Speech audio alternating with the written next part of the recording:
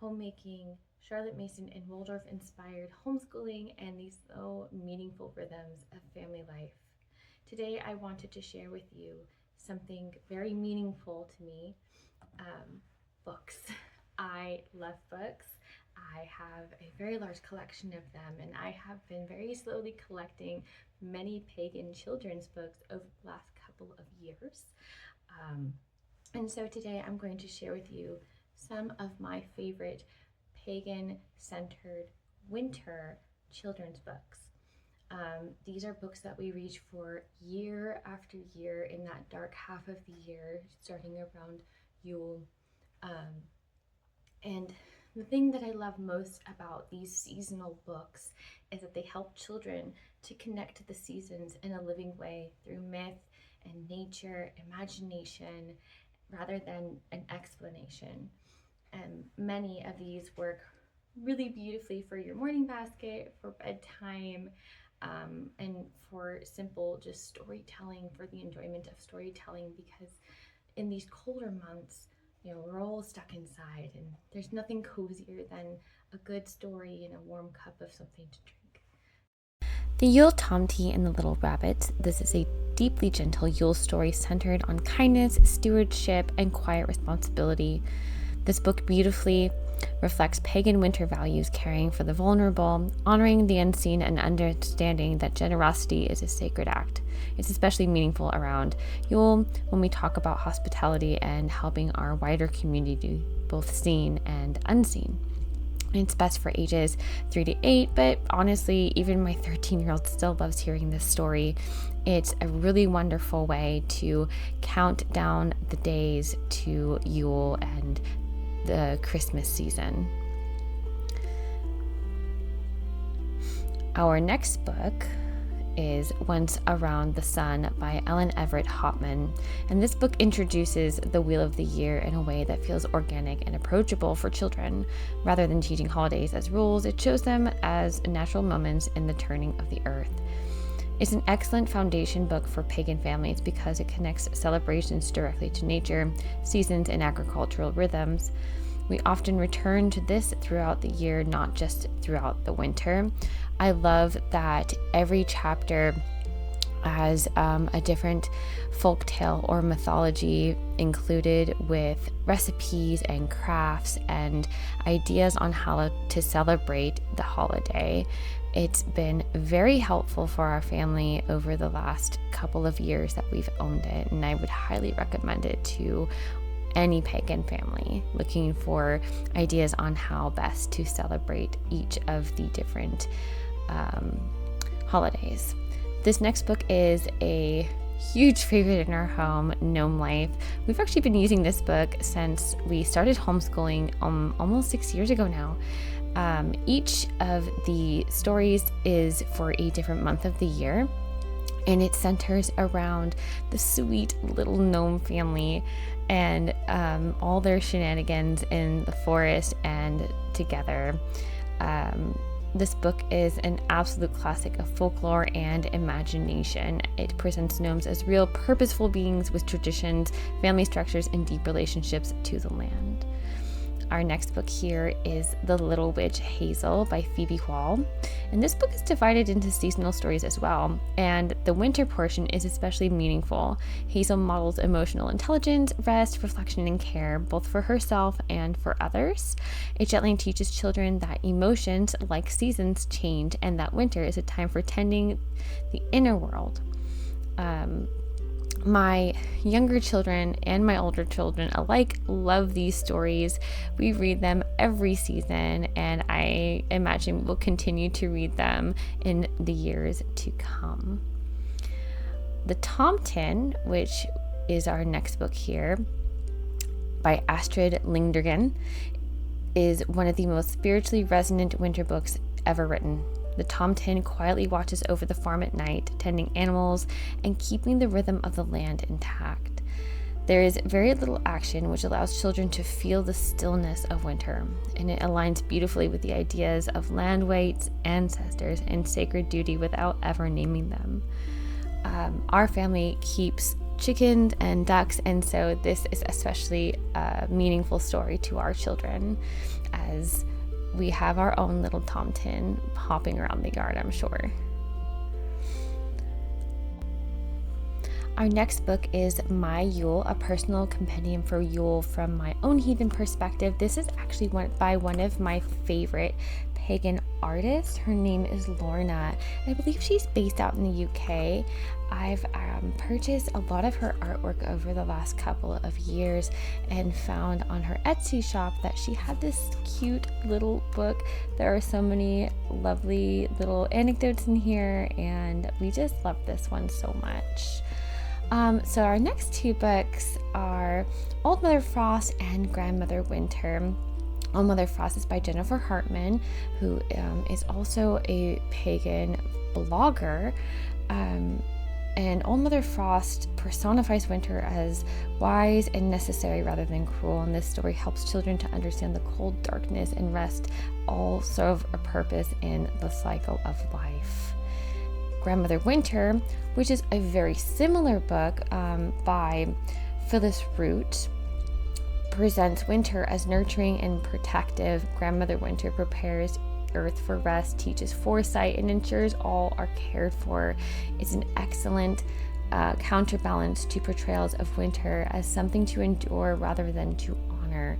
Now, both of these two books are actually the same story, just presented in different ways, and I love them both so much.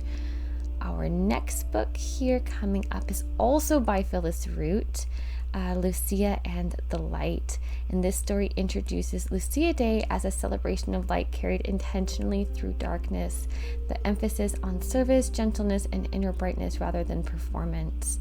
It pairs beautifully with discussions of light, symbolism during the darkest parts of the year.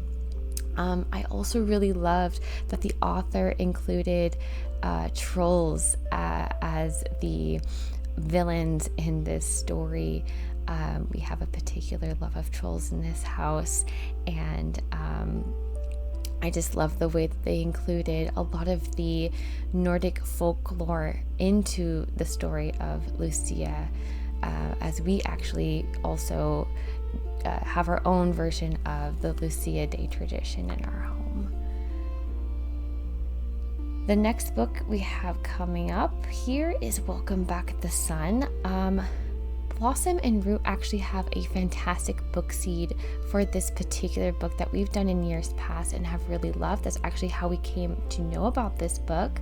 Welcome Back the Sun is by Michael Emberley, and this book explains the return of the sun in a joyful, accessible way for young children. It celebrates hope without dismissing the importance of darkness. And we often use this book alongside a lot of solstice crafts, lantern walks, and other sun imagery.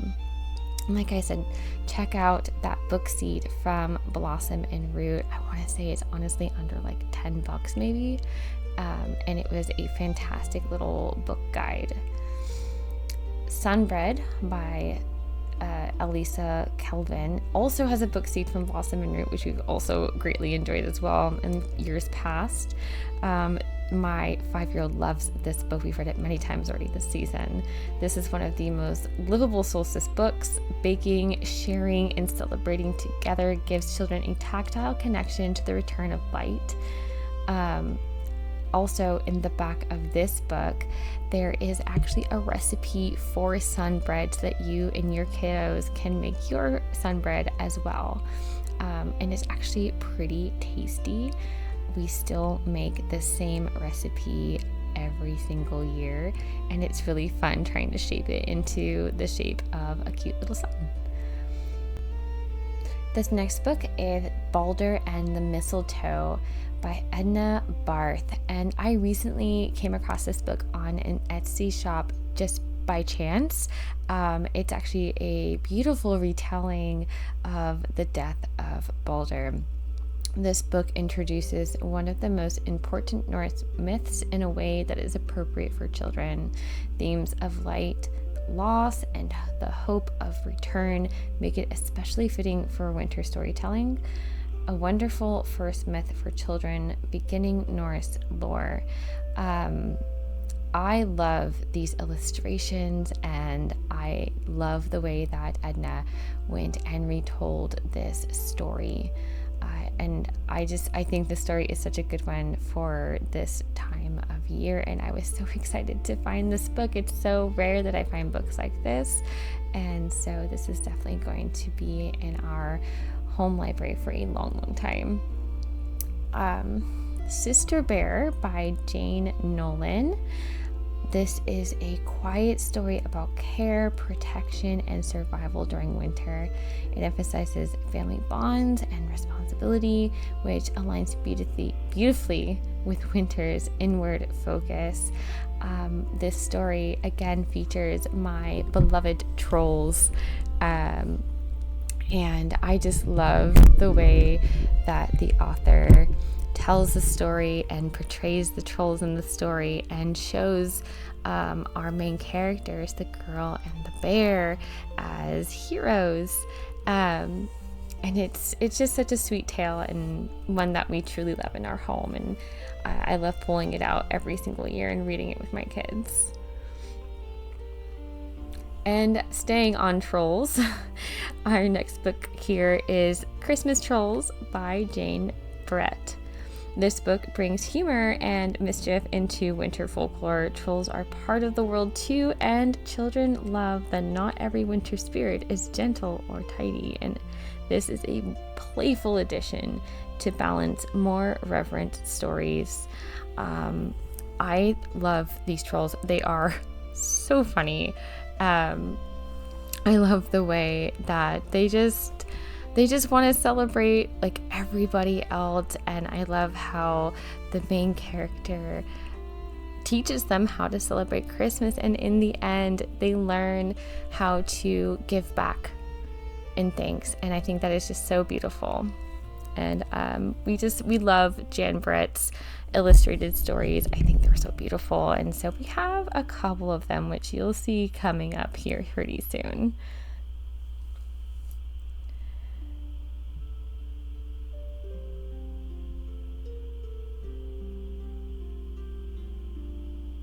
This next story is The Winter Child by Wendy Froud and Terry Windling.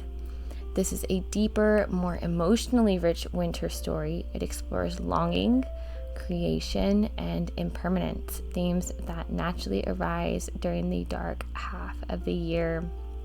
My older daughter has really enjoyed this book the last couple of years. Not only is it just beautiful, but the story is rich and enjoyable and entertaining. She's read it a number of times. I would say this one's best for the older age group, around ages 7 and up, but it could also lend itself really well to a family read aloud. It is a longer picture book, but I personally don't mind that sort of thing, and my kids don't either. We love to cozy up together and read a beautiful story, and The Winter Child is in fact an absolutely beautiful story, and I love how it just incorporates all the fae folk into it, and I think it's just absolutely beautiful. Lucia Morning in Sweden. As I mentioned earlier, we have our own version of the Lucia tradition in our home. And this book is a beautiful way to exemplify how Lucia Day is celebrated in Sweden traditionally, with traditional foods and clothing, songs, and community. It's a wonderful way to help children understand how seasonal celebrations look in everyday homes, just like our own. My kids have also really enjoyed this book. We've used it for research purposes and just for fun. Bramley Hedge, A Winter Story.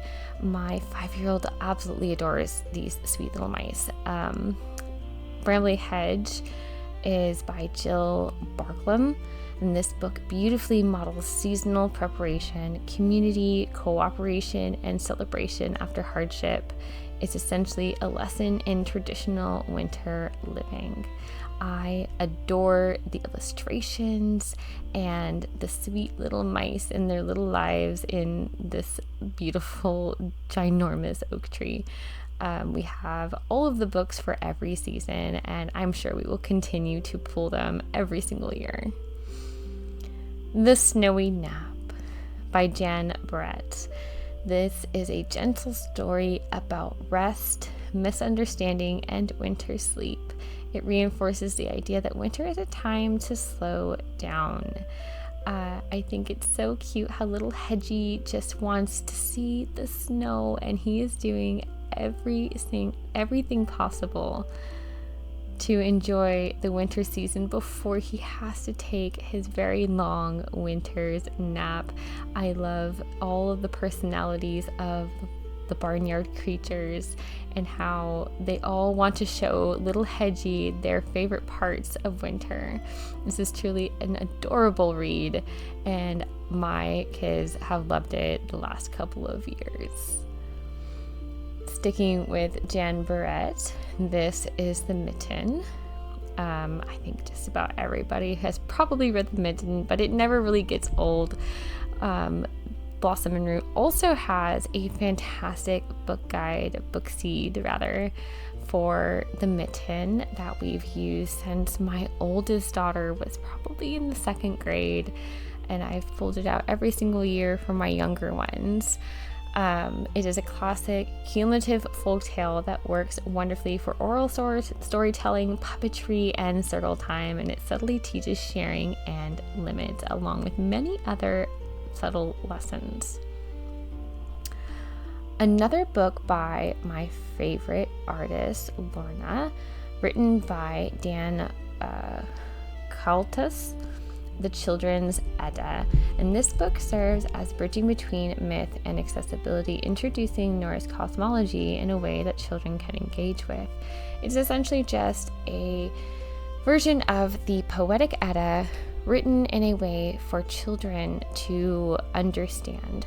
Sometimes their understanding can get lost in all of the beautiful poetry of the Poetic Edda, and so this makes it a little more accessible to them. Elfwin's Saga by David I can't say his last name, I'm so sorry. This was one of my favorite finds. I actually found this on thrift books a couple years ago now. Elfwin's Saga is a visually stunning retelling that invites children into myth through art and atmosphere, and is excellent for children who connect deeply through imagery. Elfwin is a little girl who is cursed by another group of Norsemen who were trying to take the same land as her father, and they cursed her with blindness. And with the help of the elves, the hidden folk, she helps to save her family from the curse and to rid them of this other warring group of people. It is a lovely book. Nordic Tales by Ulla Thynell is a rich collection of folk tales perfect for winter storytelling nights. These tales feel old, grounded, and are meant to be spoken aloud. I love reading these stories by the fire all throughout the winter season. They are so beautifully retold, and the illustrations are stunning. My oldest all the way down to my youngest absolutely adore these stories, and I think we've probably read this book cover to cover, oh my goodness, countless times at this point. And it never ever gets old. I used to read this book out loud to my babies when they were very, very little as well. And so this is the perfect, cozy, dark winter nights sort of book. And Celtic Tales, its sister book, is just the same. Celtic Tales has absolutely beautiful storytelling and rich imagery as well. and is a beautiful companion to the Norse lore, especially for families honoring blended traditions like ours. These stories emphasize nature and magic and ancestral memory. And I actually hadn't ever really heard very many Celtic tales until we found this book. And I greatly enjoyed this book myself. And I've read it on my own many times, not just to my children. So you can't go wrong with this one for sure.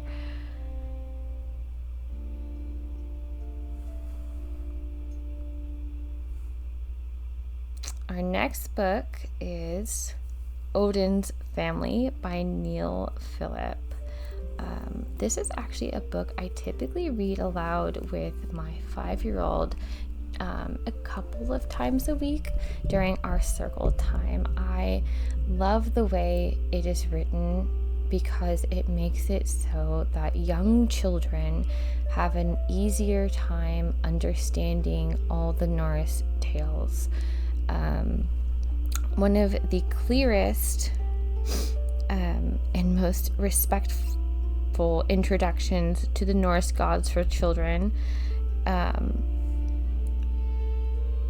We also just absolutely adore the fact that the illustrations genuinely look like something my daughter would make for herself upon hearing the story. We love to use narration in the form of illustration in our home during homeschool times. And so I just love that these aren't like super professional illustrated sort of pictures. These are totally pictures that my youngest child could draw, and she loves that they look like something she would draw too. And this, like I said, the storytelling is just wonderful.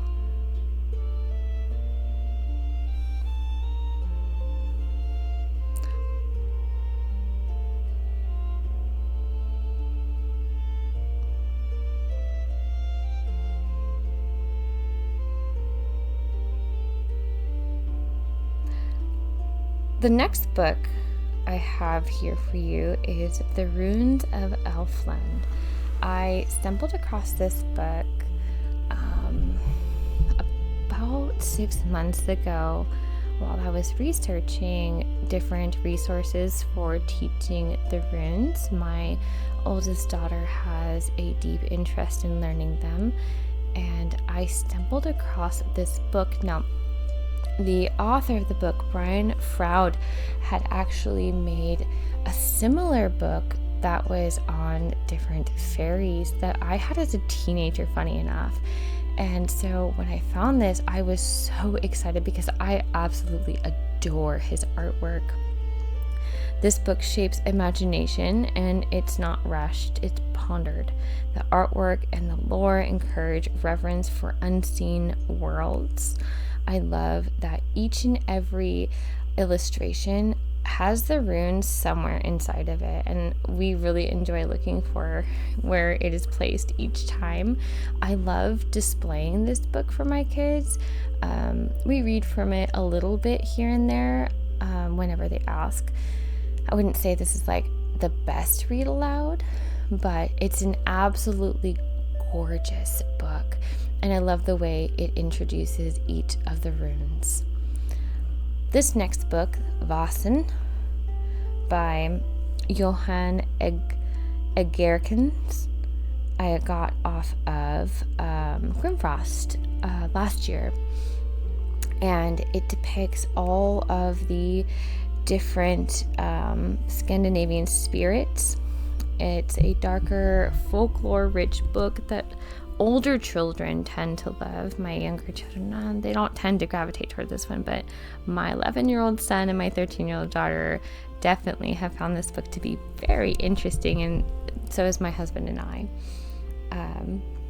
I've read through this book a couple of times now, and I love the way they've illustrated each of the different spirits. The artwork is just absolutely stunning, and it is just so interesting learning about all the different spirits from Scandinavian folklore, many of which I had never actually heard about. There's only a couple that were here that I knew of, and so this was definitely a jumping off point for myself to learn more about these spirits. Highly recommend this absolutely beautiful book. I do believe it is still currently for sale on Grimfrost's website. I will make sure to leave a link down below so that you can take a look at it too.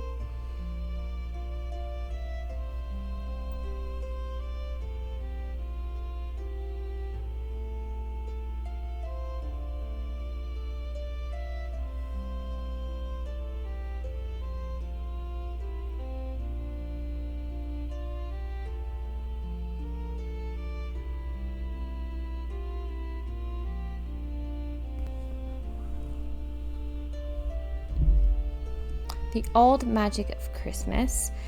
This book deeply informs how we build winter traditions, and it reconnects modern families with older customs and meanings.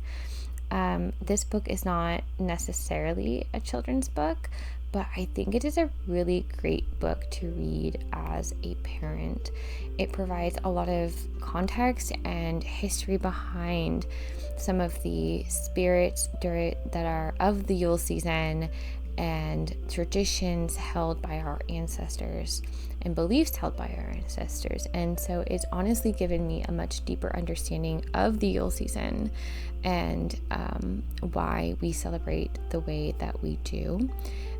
It also has included crafts and recipes as well, much like the other book I showed you earlier in this video, Once Around the Sun. I love that it has provided us with so much back knowledge to provide to our children during different celebrations around the Yule season.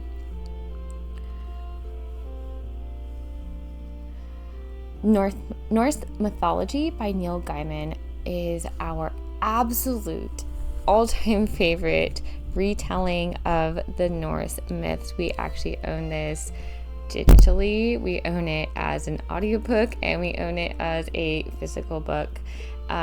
This is a well-loved book in our home. We've listened to it in the car. We've listened to it during meals. It is a great retelling. Neil Gaiman is such a fantastic storyteller. I love hanging out with a nice cup of tea by the fire and reading these or listening to these absolutely wonderful retellings of the Norse myths. I highly recommend this book to anyone, young or old. All of our readers have read it. This is The Poetic Edda by Jackson Crawford. Is actually his newest edition of the Poetic Edda, and we have absolutely enjoyed it so much. We love all the commentary and background information that he gives. Absolutely check out his work. He is a fantastic Old Norse expert, and if you are interested in Norse mythology or Old Norse as the language, he is just a wealth of knowledge. And I love the way that he is so interested in educating the wider community on Old Norse and on the Poetic Edda. I never get tired of listening to his lectures and his YouTube videos. I will link his YouTube channel down below, as well as a link to this newest edition of his book. But the Poetic Edda is an absolutely beautiful poem collection of poems to read, and we love reading these out loud, just my husband and I, or even just our whole family. It is something we never get tired of doing together. Thank you so much for watching, and if you liked this video and would like to see more on homemaking, homeschooling, and other pagan family traditions, please make sure to like and subscribe, and I will see you again next time.